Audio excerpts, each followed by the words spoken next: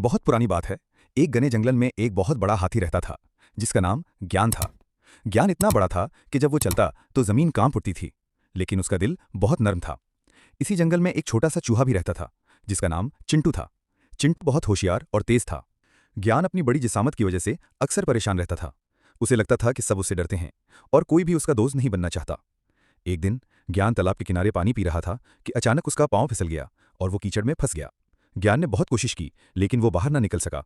उसकी मदद के लिए कोई भी मौजूद नहीं था। चिंटू जो पास ही से गुजर रहा था, ज्ञान को मुश्किल में देखकर उसके पास आया। ज्ञान ने उसे देखा और मायूसी से कहा, चिंटू, मैं कीचड़ में फंस गया हूं और बाहर नहीं निकल पा रहा। तुम तो इतने छोटे हो, मेरी मदद कैसे करोगे? चिंटू मुस्कुराया और बोला, ज्ञान भाई, परेशान ना हो। मैं छोटा जरूर हूं, लेकिन मेरी अकल छोटी नहीं। चिंटू ने फौरन एक मंसूबा बनाया। उसने ज्ञान से कहा कि वो अपनी सूंड के जरिए एक मजबूत दरख्त की शाख को पकड़े और जोर लगाए। साथ ही चिंटू खुद कीचड़ के अंदर ज्ञान के पैरों के पास छोटी छोटी सुरंगें खोदने लगा, ताकि मिट्टी ढीली हो जाए। ज्ञान ने चिंटू की बात मानी और अपनी पूरी ताकत से शाख को पकड़ा। चिंटू तेजी से मिट्टी को ढीला करता रहा। चिंटू की मेहनत और ज्ञान की ताकत ने अपना रंग दिखाया। थोड़ी देर बाद ज्ञान ने एक जोरदार झटका दिया और कीचड़ से बाहर निकल आया।